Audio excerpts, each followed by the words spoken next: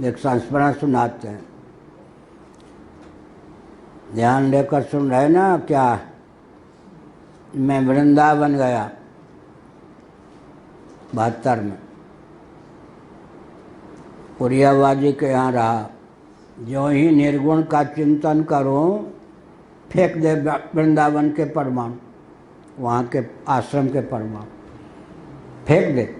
14-14 घंटे श्रृंगेरी में, नैमिषारण्य में निर्गुण का चिंतन मैंने एक एक दिन में किया, 1 मिनट भी नहीं। परमाणुओं से ये जो आपको ये सब ज्ञान विज्ञान मिल रहा है ना, ऐसे नहीं मिल रहा है। परमाणु बनवाए गए हैं, 26 साल में बनाए गए हैं। ये सब गुप्त तथ्य, वृंदावन का अनुभव कहता। हमने कहा ये क्या भला है? भला ये है कि हम भक्ति पुरियाबाजी क्या कीर्तन, ये सब कीर्तन और कला, वहाँ के 2 ही देन है ना, कीर्तन और कला। रासलीला व कीर्तन मान लो, कला, 2 ही पहचान थी उस आश्रम की।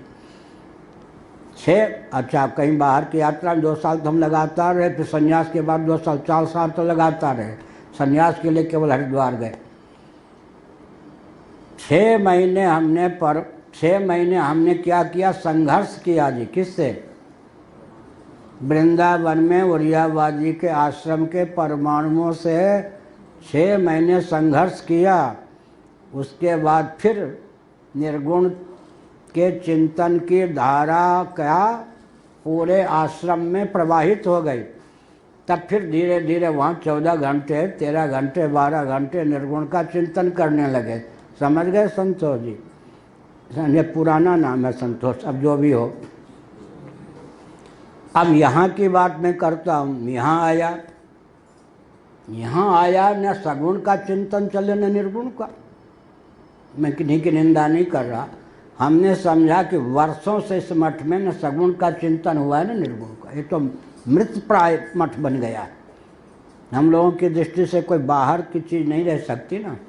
यहाँ 6 महीने लगातार, बीच में 1-2 कार्यक्रम हुआ होगा। हम लोग कार्यक्रम देता भी कौन था कुछ, वहाँ तो प्रतिबंधित है। हमारे यहाँ कोई जिनके यहाँ महाराज जाते हैं सबको प्रतिबंधित कर दिया गया था, इसको मत कोई कार्यक्रम दो। तो 6 महीने यहाँ के परमाणुओं से संघर्ष करने के बाद फिर ये परमाणु बने कि सगुण का चिंतन करें, निर्गुण का। ये सब जो पाठ चल रहा है वैसे नहीं चल रहा। यहाँ के देवी देवता एकदम प्रफुल्लित होकर, चेतन होकर के, क्या यहाँ के परमाणु जो मठ के हैं, ये 26 साल में इस योग्य बनाए गए हैं कि यहाँ पर जो हम पढ़ा रहे थे ये सब भाव उद्रिक्त हो रहा है, प्रकट हो रहा है। समझ गए? ये परमाणु बनाए गए। इसी प्रकार से राष्ट्र में राम जन्मभूमि आदि के अनुकूल परमाणु बनाए जाएंगे। अभी कुछ नहीं है। 25-50 व्यक्ति, राष्ट्र तो बहुत बड़ा क्षेत्र वाला है ना। अभी तो कुछ भी परमाणु नहीं है देश में हिंदुत्व की रक्षा के अनुकूल। तो ये कहा मैंने। अब चलिए भाई आगे चलिए।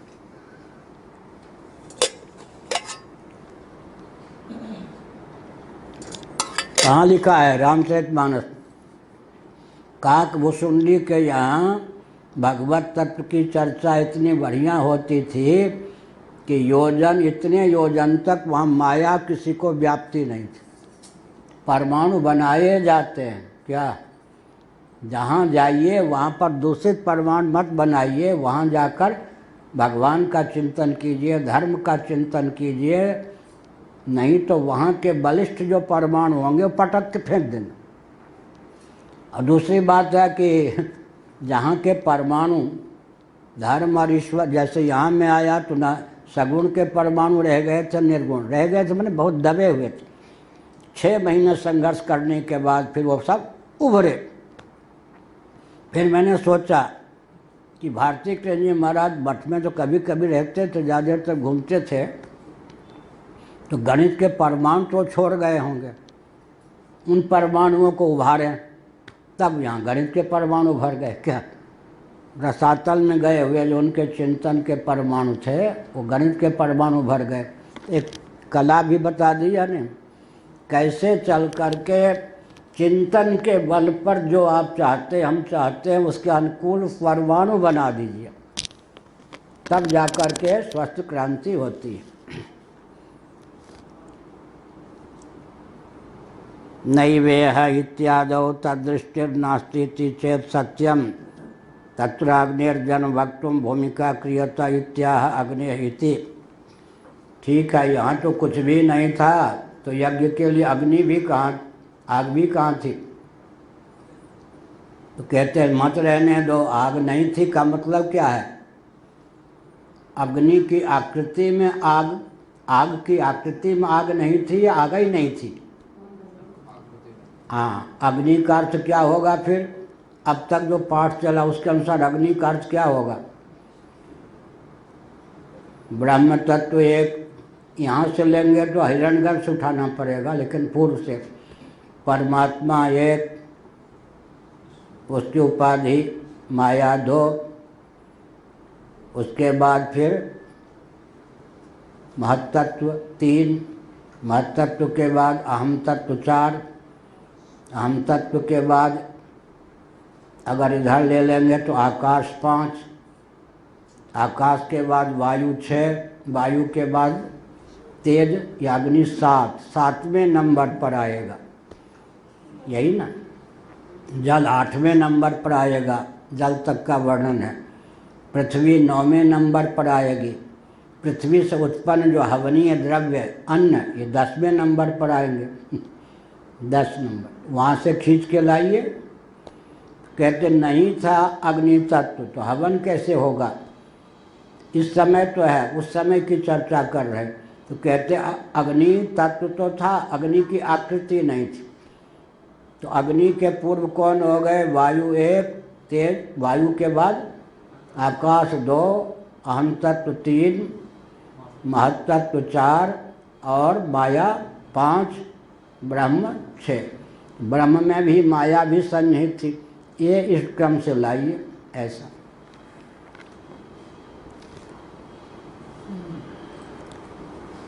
वायोरग्निरित्यादौ प्रसिद्धं तज्जन्मेति चेत सत्यम तद विशेष विशेषस्यात्र जन्मोक्तिरित्याह अश्वमेधेति। अब कहा वायोरग्नि ही, ये सब जो श्रुतियाँ हैं वायु से अग्नि, यहाँ तो कोई सीधे वायु का नाम लिया ही नहीं गया, आकाश का नाम नहीं लिया गया। तो शंकराचार्य महाराज ने कहा कि अश्वमेध के प्रकरण में अग्नि की अपेक्षा है, जिसकी अपेक्षा है वहीं से नाम ले लिया। उसकी उत्पत्ति का प्रकार जानना हो तो तैत्तिरीय के अनुसार ऊपर के तत्व वायु और आकाश का संकलन कर लीजिए। अश्वमेध में देवता के रूप में प्रजापति का वर्णन किया गया, प्रजापति का अर्थ किया गया ब्रह्मा। उससे आगे की बात अगर सुननी हो तो फिर तैत्तिरीय उपनिषद, छांदोग्य उपनिषद, सत्यम ज्ञान अनंतम ब्रह्म और सदैव सौम्यदम अग्र आसित की दृष्टि से ले आओ, ऐसा हुआ। यहाँ तो अग्निहोत्र के प्रसंग में हमको अग्नि चाहिए, अग्नि का ही उल्लेख कर दिया, लेकिन अपनी ओर से वायु और आकाश की उत्पत्ति के बाद अग्नि की उत्पत्ति हुई, ऐसा मानना चाहिए। इसमें शंकराचार्य महाभाग ने बहुत उत्कृष्ट दृष्टिकोण दिया कि सृष्टि संरचना में विकल्प नहीं हो सकता है। क्या कि किसी कल्प, योग वासिष्ठ में से बहुत वर्णन है कि किसी कल्प में पहले जो था वायु ही था, किसी कल्प में पहले उत्पन्न हुआ तेज ही, किसी कल्प में पहले उत्पन्न हुआ जल ही। तो शंकराचार्य कहते हैं ये नहीं, यहाँ पर सृष्टि के प्रकरण में विकल्प नहीं होता, वो तो जो क्रम है उस क्रम का अनुवर्तन करना ही पड़ेगा। वो क्रम क्या है? सन्निकट निर्विशेष से सन्निकट सविशेष की उत्पत्ति होती है, यही ना। कार्य कारण भाव में नियम क्या निर्धारित होता है? सन्निकट निर्विशेष से सन्निकट सविशेष की उत्पत्ति होती है। आकाश के सन्निकट सविशेष कौन है? वायु। वायु के सन्निकट सविशेष कौन है? तेज। तेज के सन्निकट सविशेष कौन है? जल। जल के सन्निकट सविशेष कौन है? पृथ्वी। ये तो ऐसा नहीं हो सकता कि उल्टा हो जाए। अब कहीं कह दिया गया कि जल से तेज की उत्पत्ति हुई, आग की उत्पत्ति हुई, अभिव्यंजक संस्थान है यहाँ पर जल उपादान, तो आपको सन्निकट निर्विशेष ही मानना पड़ेगा। जो सन्निकट निर्विशेष होगा, 9 के सन्निकट निर्विशेष कौन है गणित में? 8। 8 के सन्निकट निर्विशेष कौन है? 7। ऐसे चलिए 1 के सन्निकट निर्विशेष है कौन? 0। और शून्य के सन्निकट निर्विशेष कोई नहीं, सा काष्ठा सा परागति, इसलिए 0 के नीचे कोई अंक नहीं मान सकते। अगर अंक मानेंगे नीचे तो हमने 26 दोष दिया। 0 के नीचे भी कोई अंक मानेंगे तो 1 2 नहीं 26 दोष दिया। गणित जगत में क्रांति है पुस्तक। 0 से न्यूनांक की असिद्धि, इन्होंने अंग्रेजी में अनुवाद किया बहुत परिश्रम करके, पाठक जी। 26 दोष, 1 2 नहीं 26 दोष भगवत कृपा से प्राप्त हुए। यहाँ भी कहा। अब वो पंचदशी कार की मैं आलोचना नहीं करता, बहुत प्रणाम करता हूँ। कहाँ राजा भोज, कहाँ भजवा तेली, कहाँ वो राजा, कहाँ वो सर्वज्ञ, हम लोग अल्पज्ञ। लेकिन उन्होंने एक जगह लिखा है कि श्रुतियों में और अन्य ग्रंथों में सृष्टि संरचना का वर्णन क्रमिक है और कहीं एकाएक भी है, ऑल ऑफ सडन, एकाएक सबकी उत्पत्ति का भी वर्णन है, कहीं क्रम से भी है।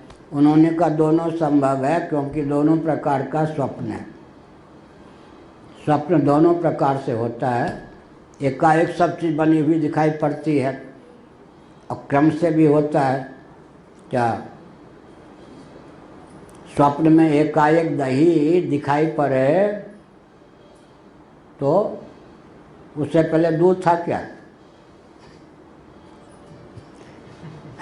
स्वप्न में कोई गाय को पाले, फिर गाय से दूध निकाले, फिर उसको गरम करे, फिर जामन डाले, फिर दही बनावे, इसमें दूध के बाद में दही क्रम आया नहीं। और स्वप्न में सीधे दही दिख जाए तो किसी ने बनाया जामन डाल करके?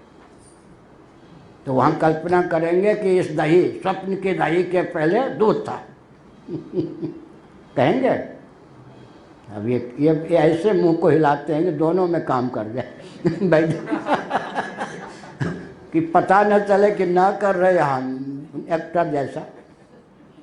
अरे स्वप्न में दही दिखाई पड़े तो कल्पना करेंगे कि इसके पहले दूध था, नहीं ना? तो पंचदशी कार ने कहा जहाँ सृष्टि क्रमशः है, समझ लो वो भी ठीक है एक रकम से और जहाँ सीधे ऑल ऑफ सडन सबकी उत्पत्ति हो गई, जैसे वो कहते कुरान शरीफ वाले आज, ऐसे खुदा ने निहारा तो एक साथ सब बन गया। तो पंचदशी कार ने कहा भाई दोनों ढंग का स्वप्न होता, दोनों मान लो। और शंकराचार्य की पंक्ति आई थी ना, श्रुत्यंतर सामर्थ्यात् विकल्पा संभवाच्च सृष्टि क्रमस्य।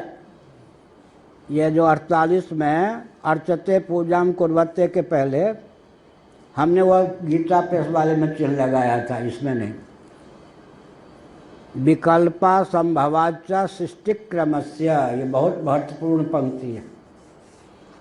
सृष्टि श्रुति में विकल्प संभव नहीं है, क्योंकि वो जो क्रम है वहाँ विकल्प नहीं चलेगा। पंचदशी कार ने जो लिखा उनको मैं प्रणाम करता हूँ।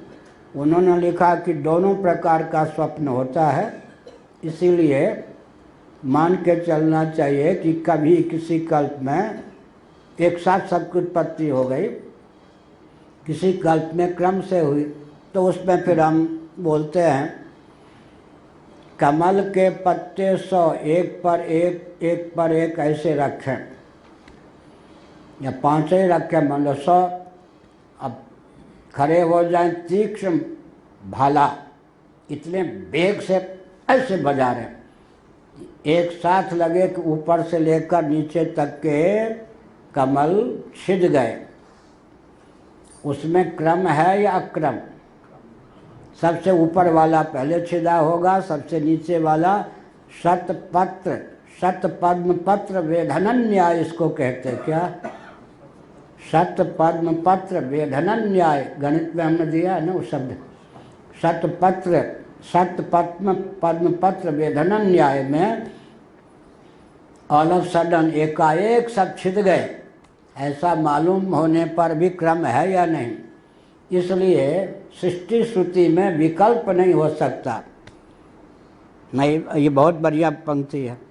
इस दृष्टि से विचार करने पर अगर भले ही यहाँ पर अश्वमेध का प्रकरण होने के कारण जल अग्नि का नाम दे दिया गया, वायु आकाश का नाम नहीं दिया गया, लेकिन ये मान के चलना चाहिए कि अग्नि के पहले ऐसा नहीं किसी कल्प में आ गई, उत्पन्न हो गई, ऊपर के दो तत्व उत्पन्न ही नहीं हुए, ऐसा नहीं यह हुआ।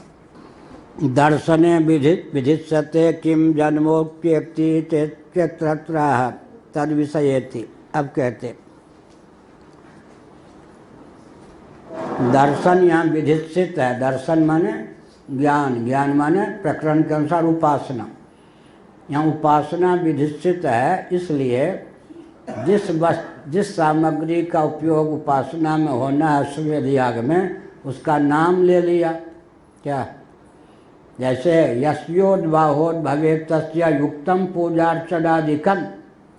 मस्तराम बाबा ने हमको याद कराया था, कविता बनाई थी उन्होंने, संस्कृत में गीत वो बनाया था बद्रीनाथ में 66 की बात। जिसका विवाह होना है, बच्ची गीता तो अलग है, वो तो प्रज्ञावादान्य राकृत्या गीता गुह्यम प्रगृह्यताम नैव नाशो निवासो वा कस्यचिदित निश्चितम। 11 श्लोक। यह ऐसे छुटपुट। जिसका विवाह होना है उसके माता पिता भाई बराती का नाम लो या न, पूजन किसका होगा? पूजन ये सब वो सब क्या क्या करते हैं वो सब उसका होगा ना। इसमें पिता पितामह का अपमान थोड़े हो गया। इसी प्रकार से यस्योद्बाहोद भवेत् तस्य युक्तम पूजार्चनादिकम। जिसका विवाह अभिष्ट होता है उसके अर्चना आदि की जाती है। यहाँ भी अर्चना है या नहीं? तो अश्वमेध के प्रकरण में हमको तो आग चाहिए, जो चाहिए वहीं से हम नाम लेंगे। अश्वमेध के प्रकरण में देवता के रूप में हमको तो प्रजापति ब्रह्मा हिरण्यगर्भ चाहिए, वहीं से लेंगे। अब क्रम आप जोड़ते रहो, ये तो भाष्यकार का काम है। श्रुति तो अपनी मौज से चलती है। क्या श्रुति का काम है? अश्वमेध के घोड़े कैसे चलते मालूम? अश्वमेध के घोड़े पर नियंत्रण नहीं हो सकता है, वो आगे आगे चलती है। उसका जो रक्षक होते हैं, सहदेव जैसे थे यहाँ पांडवों में, वो घोड़े का अनुगमन करेंगे, घोड़ा को हाँकेंगे। या ये जो रथ के घोड़े अलग होते हैं, अश्वमेध के घोड़े अलग होते हैं, वो अपनी मौज से चलेंगे, जिधर चलेंगे उनके पीछे पीछे आपको चलना पड़ेगा। ठीक है। भगवान श्री कृष्ण के सुनो, भगवान श्री कृष्ण उपप्लव्य नगर से विराट का वो हस्तिनापुर की ओर चले रथ पर। तो भगवान श्री कृष्ण के घोड़े जो थे कैसे दिव्य थे मालूम? उनके रथ के वो जिधर मुँह करें उधर के पर्वत, उधर की नदी, उधर के वृक्ष सब समाप्त हो जाए, कटे फटे कुछ नहीं, सब खाली कर दें। और फिर जब 2 फीट आगे, 2 मीटर आगे, 10 मीटर आगे रथ पहुंच जाए, मान लीजिए, पीछे देखो जो के जो सब कृष्ण भगवान के घोड़े हैं रथ के भाई। और सारथी का कौन थे? दारुक। तो हम लोग अभिमन्यु नाटक में मुझको दिया गया पाठ दारुक का, भगवान श्री कृष्ण के सारथ का पाठ दिया जाता था। हमारा स्वभाव था, हमने कहा कि भाई दूसरों के लिखे हुए हम ज़्यादा याद नहीं करते, हमसे जितनी बात बनानी हो बात बना लो। तो हमको सबसे छोटा पाठ दिया गया दारुक का। भगवान श्री कृष्ण के रथ का वर्णन है महाभारत में। उनके घोड़े इतने मौज मस्ती वाले थे, उनको जिधर जाना है उधर ही। उनको केवल भगवान ने कह दिया था हस्तिनापुर पहुंचा देना बस, बाकी भगवान भी मस्त घोड़े अपना चलेंगे। जिधर मुँह करें वन इत्यादि मार्ग।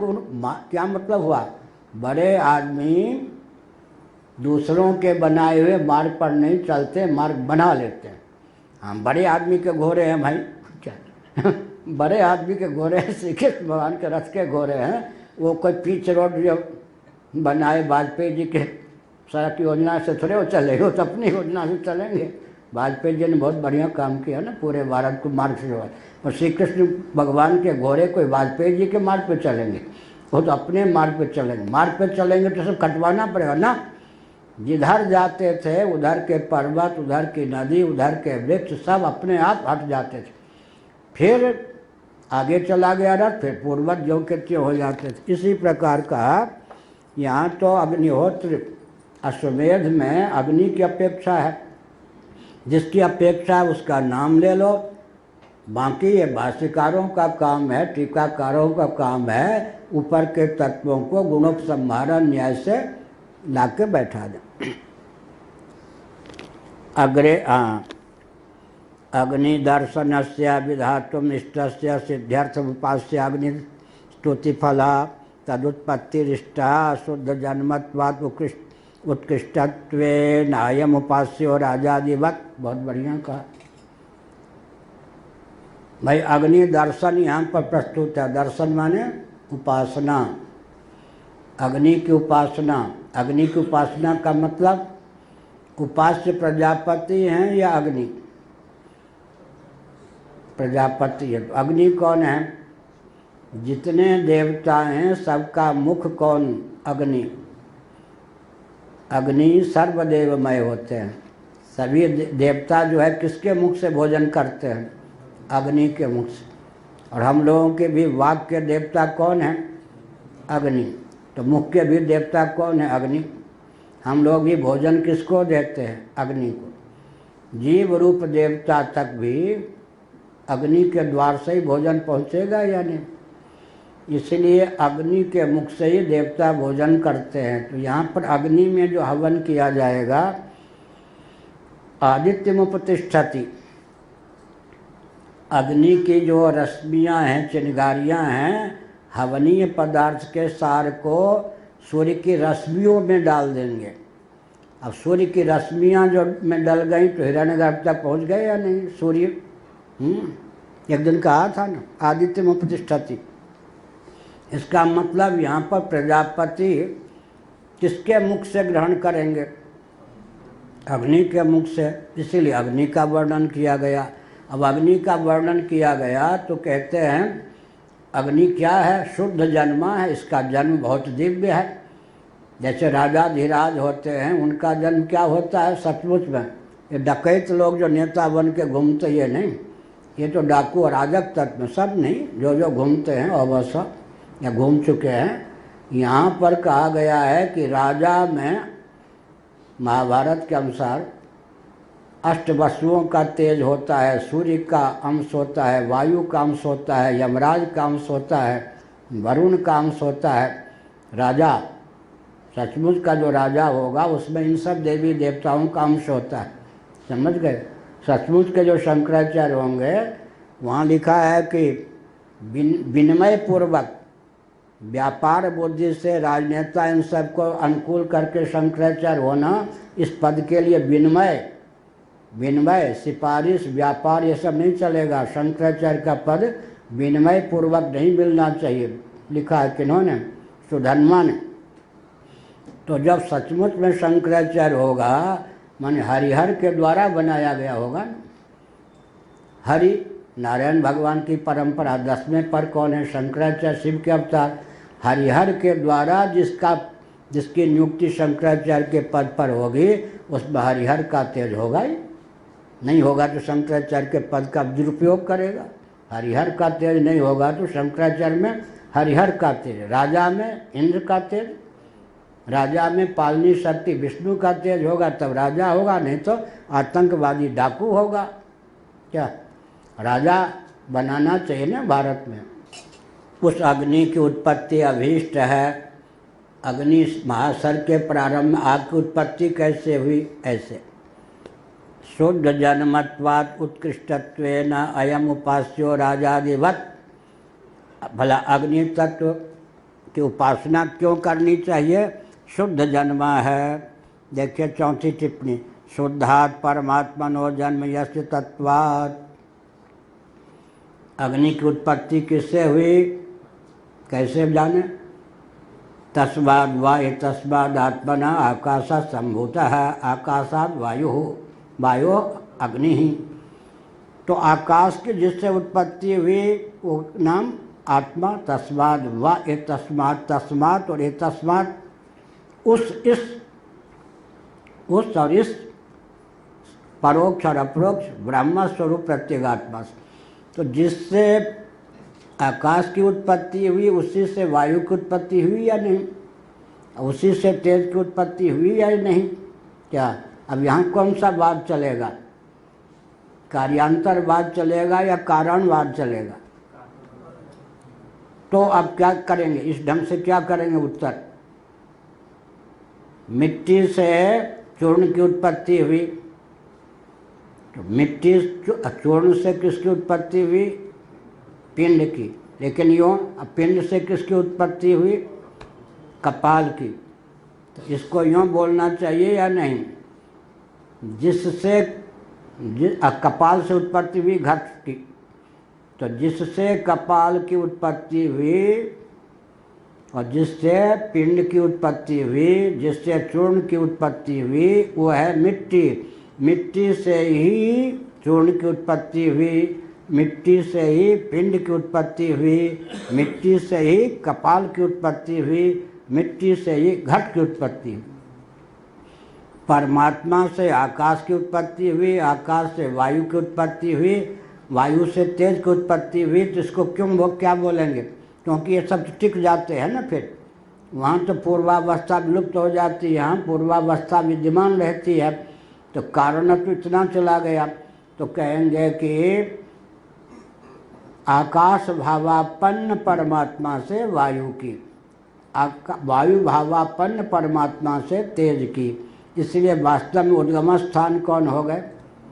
जैसे किसी का नाम के आगे कश्यप लगा दीजिए, या कश्यप पिता पितामह सबके मूल में गोत्र प्रवर्तक थे, उन्हीं की संतान माना जाएगा या नहीं वो व्यक्ति? भरद्वाज ऋषि की परंपरा में जो आया। इसलिए कहे कि अग्नि का जन्म शुद्ध है, क्योंकि परमात्मा से इसकी अभिव्यक्ति हुई है। जैसे राजा का जन्म विष्णु के तेज से, पालनी शक्ति। राजा का जन्म क्या है?